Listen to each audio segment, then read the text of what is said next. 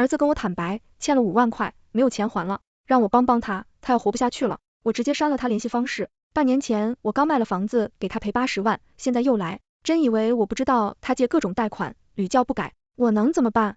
儿子骂我太冷血，怪不得他爸跟我离婚。他跟他爸爸联系上，他爸爸给了他5万块，还来嘲笑我，省吃俭用养出来的孩子，他才花5万就答应给他养老了。我劝他还是好好查查儿子的征信，他绝对不是只欠了5万，前夫他不听。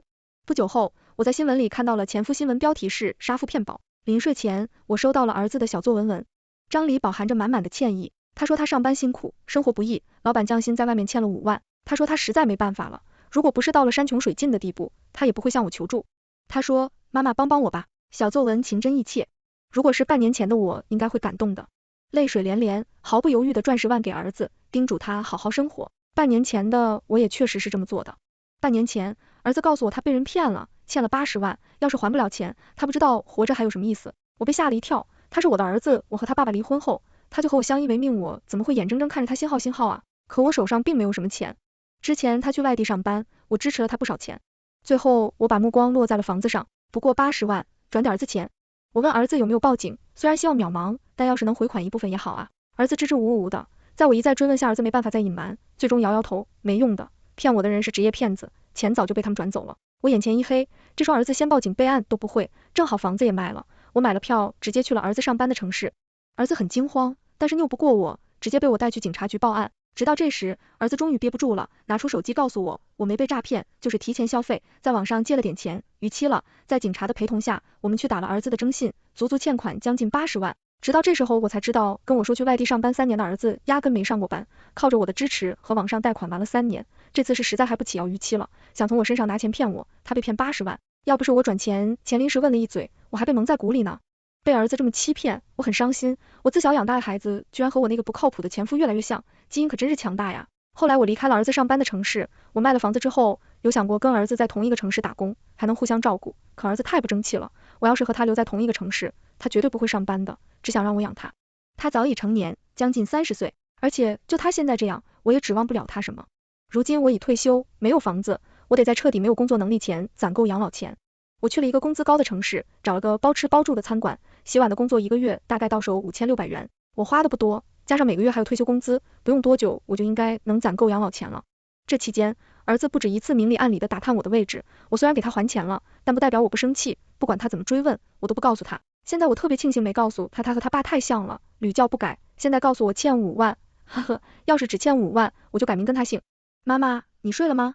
我已经好多天没睡好觉了，一到晚上我就睡不着。妈妈，我是不是真的很没用啊？又来了，又来了。他从小就这样，一旦做错事就哭给我看，他知道这样最能拿捏我，可我真的什么都没有了呀，总不能把我仅剩的卖房子的钱都搭上吧。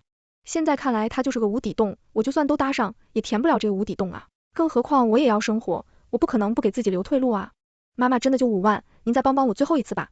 儿子的语音一条一条轰炸，我叹了口气，回复了他一句，把银行征信打给我。儿子那边沉默了，尽管早有预料，我的心还是一点一点沉了下去。这小星号果然又欠了一身债，儿子似乎也意识到沉默太久了，又开始给我发信息，全是些车轱辘话，无非是什么让我信他，让我打5万给他。我只是年纪大了，我还没老年痴呆，我压根不管，直接把儿子删掉了。搞什么呀？我是你妈，我又不是许愿池里的星号，还想要啥有啥，早点洗洗睡吧，梦里什么都有。我关了手机，美美睡了一觉，第二天早上起来，短信都快炸了，都是儿子发的，我瞥了一眼就没管了。周末餐馆很忙，等我下班后我才看到，久不联系的前夫给我发信息，不是好妈妈吗？怎么省吃俭用养出来的儿子和你不亲啊？我才花5万，儿子就答应给我养老了，你当时宁愿1分钱不要也要和我争。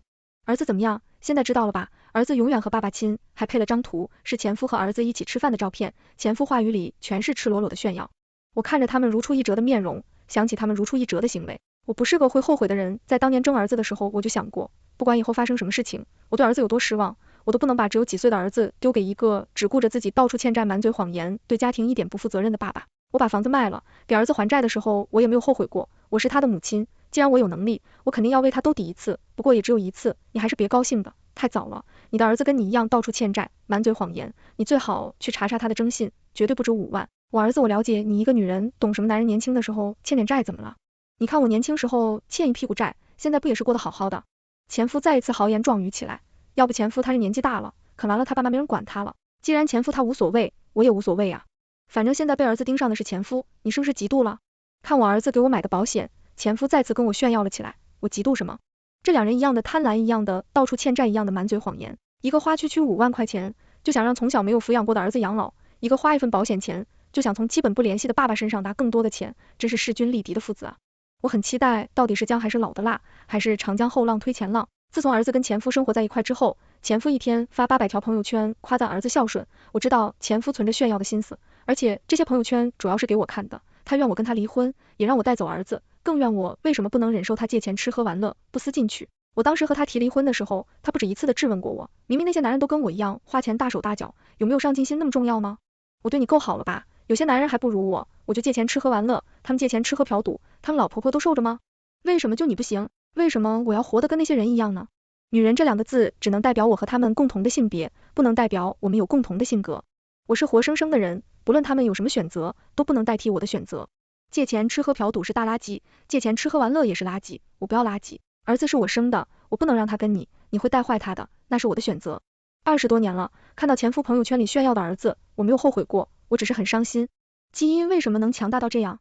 为什么我没有办法改变我的儿子？为什么他会和他的父亲越来越像，最后走上他父亲的老路？20多年前，我因为前夫是垃圾丢弃了前夫；20多年后，我因为儿子是垃圾丢弃了儿子。我在泪眼朦胧中，一张张看着儿子的照片，一张张将儿子的照片删除。我的选择从来没变过，垃圾就该被丢弃。前夫在朋友圈晒了好几天儿子之后，朋友圈发得更勤快了，照片背景和炫耀的内容也更加丰富起来了，穿衣打扮也花里胡哨了起来。儿子给我挑的衣服说我更加精神了，你们觉得有没有配图是他穿多款新衣服的照片？我眼尖，一眼就瞅见了他身上吊牌都没拆。这是儿子的老套路了，以前儿子也给我买过衣服，是网上买的，他让我试试合不合身，我试穿之后觉得很好，就想拆了吊牌洗一洗衣服，然后儿子拦住了我，别拆呀，你先穿几天把吊牌藏好，穿几天再退回去，我丢不起这人，我言辞拒绝了儿子，儿子再有钱就花，没钱就别花，你这样占便宜是不对的。妈，你真是个老古板，别人都这么干，你为什么就不行？是你不愿意的，可别说是我不孝。顺儿子气愤的把衣服收好，没办法，人活着总有自己的坚持，我只是把我觉得正确的道德的事情告诉他。后来儿子再没有在我面前说过利用7天无理由退换的规则，天天穿新衣服的话了，也再也没有给我买过衣服或者其他礼物什么的了。我当时没有在意，以为说叫后子会听，现在想来他根本就没听。想起这件事之后，我才突然意识到，儿子不是突然变得像他的父亲，而是一直像。只是以前作为母亲，我给他加了层滤镜，也因为他那会年纪不大。如今我跟他们撕破脸，再回想起儿子，我才发现儿子和前夫真的一直很像，他们是父子，他们是一样的人。前夫连发了好几条炫耀的照片，我点赞评论，这么合身，赶紧把吊牌摘了，衣服洗洗穿出去，和你的好哥们儿炫耀炫耀。然后前夫炫耀新衣服的文案和照片，秒删前夫秒删文案和视频的下一秒就给我发了微信，你故意录我面子，是不是？你那评论什么意思啊？不就是我现在过得比你好，你嫉妒，我要在共同好友面前毁掉我是吧？没有，我在提醒你，装13的时候小心一点，别把马脚露出来。这么明显的吊牌，人家肯定看见了呀，指不定躲手机后面偷偷笑话你呢，不是害怕被笑话吗？我偏要告诉他，他装得太低级，惹人发笑。前夫一如既往的发朋友圈，但是把吊牌藏得可严实了。前夫带着儿子和他的狐朋狗友们见面，朋友圈里那是炖得下馆子。就在这些照片里，儿子的笑容越来越多，神态也越发轻松。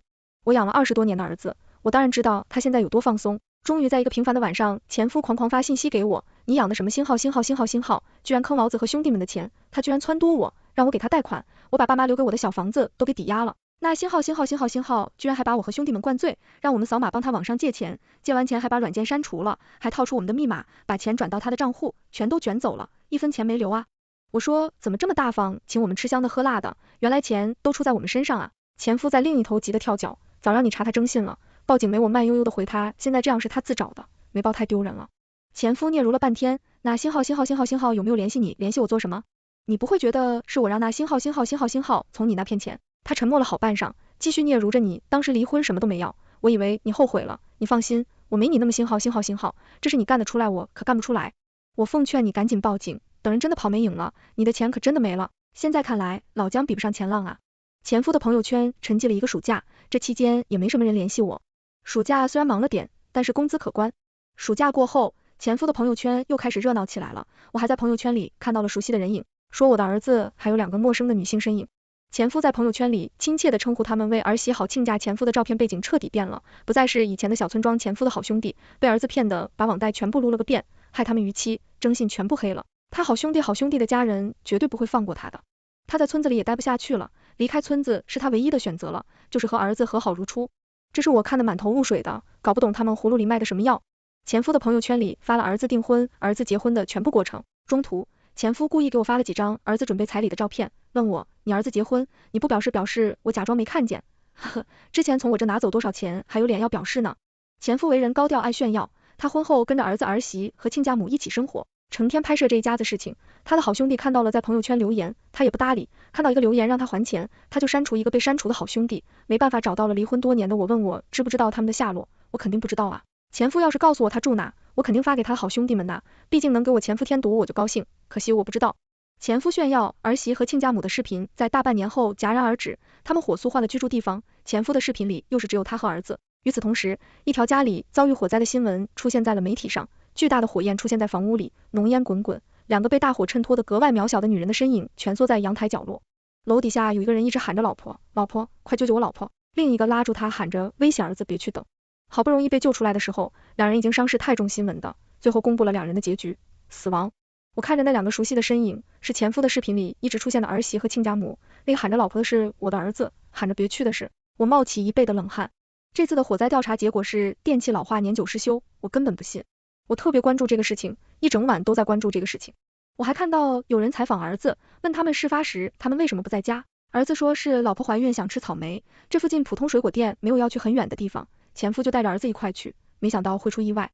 前夫也是这么回答的。两个人的采访讲话滴水不漏，我越看越心惊，手都在抖，连干活都心不在焉的。这俩杀人犯，我是真的害怕他们来找我，把我也处理了。我更加关注前夫了，不但关注朋友圈社交账号，我也关注。最后我发现前夫的 IP 地址变得和我这里一样，怎么办？救救我，救救我！最终我跟老板辞了职，火速从那个城市跑了。虽然钱财攒了一点，但我省的点也够用了。我跑了没半个月，老板给我发信息，有两个男人自称是你老公和儿子，拿着你的照片问我们有没有看过你。我的心脏砰砰跳，还好我跑得快，我看他俩怪凶神恶煞的，你也没提过你有老公儿子，我就说没见过你，谢谢老板，他们是我的前夫和儿子，他们在外面欠了一屁股债，我帮他们还了债之后，他们还是欠了一屁股债。行，你平时就在后厨洗碗，也不和别的店的人交流，除了我们店，被人也不认识你。我跟店里都说了，谁问见没见过你，都说不认识你，你自己照顾好自己吧。谢谢老板，我长呼出一口气，吓死我了。我买了个和前夫同城市 IP 的手机号账号，天天盯着前夫的朋友圈及其他社交软件，还买了个能固定我 IP 地址的东西，只要我不发评论，就不会暴露我在另一个城市。离婚前我最讨厌前夫炫耀，现在我真庆幸他喜欢炫耀，能够让我一直看着他们的行踪。在前夫的朋友圈里，他们一直待在我之前打工的城市，前夫晒的东西都很昂贵，我越看越确定，那两个女子的死就是他们一手策划的。我突然想起前夫跟我炫耀过儿子给他买过的一个保险，我查过了，是个巨额保险。既然儿子给前夫买，没道理不会给妻子和丈母娘买，而且出事当天，前夫和儿子出去给怀孕的妻子买草莓，这是我绝对不会相信的。他们现在的快乐生活是两条血淋淋的命换来的，他们已经疯了，他们现在疯狂找我，我都不用猜除了钱还有什么。我想异地报警举报他们，我要让他们坐牢，只有他们进去了，我才是安全的。可我没有证据，仅凭我的怀疑，根本不能把他们送进去。难道我今后的生活就是躲在一个出租屋里？我不甘心，他们杀了人都敢到处乱晃，凭什么我过得像个老鼠？我继续刷短视频，正好看到了个营销号，想了想，我拿小号把前夫的朋友圈以及其余账号内容截图。你好，我要投稿。不久后，很多营销号发送了视频标题，一个比一个劲爆，全都是在写前夫和儿子刚失去媳妇未出生的孩子及丈母娘为什么有心情消费购买奢侈品，这其中是否有隐情？可惜只是质疑，根本没有实质性证据。俩花钱大手大脚的人很快就把钱花完了。我看到前夫和儿子准备开直播了，刚开播就被网友举报掉了，网友还把他们俩截图了，骂他们吸血。他俩的文案，一个是火灾中失去了可爱的孩子，漂亮的妻子，很好的丈母娘，愿天堂没有火灾，你长眠，我常念。另一个是火灾中失去了可爱的孙子，漂亮的儿媳妇，很好的亲家母，愿天堂没有火灾，你长眠，我常念。呸，两个信号，两个人没有钱花之后，在网友的照片中憔悴了不少。又是一年暑假，又是一场浓烟滚滚，这次屋里的是前夫，屋外的是儿子，他哭得声嘶力竭喊着爸爸，步子却没有往外迈一步。我看着直播，儿子的眼里有泪，却没有悲伤。他盯着屋子，似乎很笃定，屋子里的人出不来，他在他的妻子和丈母娘身上尝到了甜头。如今，同样的手段使在了他的爸爸身上。我该说他是病急乱投医犯蠢，还是什么快手？一次是意外，2次会是意外吗？这次希望他露出马脚，烟雾越来越，大儿子眼里满是志在必得，突然浓烟中窜出来一个人影照，治你烧死你妻子，你丈母娘还不够，你居然要烧死我警察，我儿子赵志是杀人犯。前夫一边被火烧，一边沙哑着声音喊，可惜赵志太狠了。前夫拼着全力喊了话，彻底脱离倒下，哪怕跑到了阳台，也逃不脱被火烧。赵志是存心要杀死前夫，消防员最终灭了火，救援难度大，前夫体力又差，还被儿子惯了，不知道什么药。随着火灾的结束，杀父骗保杀妻骗保等词条出现在了网络上。因为前夫的话，警察最终找到了证据，赵志策划放火杀害了3个人，还有一个未出生的孩子，手段残忍，造成的损失极大，最终被判死刑。死刑前，赵志申请见我想了想，还是去见了他。赵志憔悴了许多，他还没有35，但整个人头发都白了许多。其实我不知道说什么，想了想，我也不知道怎么回事，脱口就问，你说让我转5万给你的时候，你到底欠多少钱？150万。他晦涩开口，哦。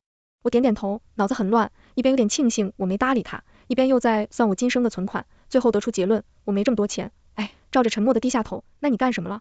欠这么多。大学时候在朋友的带领下了解了赌球，赵志回想了一下，缓缓开口，你那时候每个月问我要8000的生活费，我积蓄都搭进去了。我也回想了一下，我本来以为过了这么久，我的记忆会模糊，可是居然清晰，就像刚发生的事情一样。那时候赵志的眼眶逐渐红了，我每个月工资不高，我没什么本事，离婚后一个人带你，中途其实是有升职机会的，可我忙于工作就不能照顾你了。你没有爸爸，我不想你，连妈妈都很少见到，我真的以为你长大了，可你居然从那时候就骗我，原来你从那时候就烂了呀。赵志低下头不看我，哽咽着向我一句句述说着。后来又认识了几个朋友，接触到了更贵的，然后不知怎么的，我就欠了50万。你帮我还完之后，他们又来找我了，跟我说肯定不会再输了，可是我又输了整整150万。爸爸和几个叔叔那个钱也不能帮我填窟窿，我就给他买了保险。后来认识了我老婆，再后来窟窿越来越大，我给老婆和丈母娘都买了保险。赵着捂着脸，哭得不能自已。这时候他都还在装，我不明白有什么意义，是想把自己说的无辜又可怜吗？时间不对，你爸在你买保险的第一时间就跟我炫耀了。你是先买的保险，再骗的钱，你一开始就打好了主意。赵志抬起头，表情呆滞又很辣。你千方百计找我，也是想骗我签巨额保险单吧？我是你最后一个目标，对吗？赵着不说话了，不用说，我知道的。我离开的时候，赵着哭着说，妈，我不想死啊妈，救救我！你不想死你的妻子，你未出生的孩子，你的丈母娘，甚至你那新号亲爸也不想死，便宜你了，你应该也感受一下被火活活烧死的痛的。儿子的声音停了，我知道这是最后一面，我没有回头直接离开，我还有事要忙，这样的人回头看1秒都耽误。回到出租房的第一件事就是收拾行李，直接享受我的老年生活，终于没有人能威胁我的命了。以后的时光就消磨在美好的景色里。全文完结。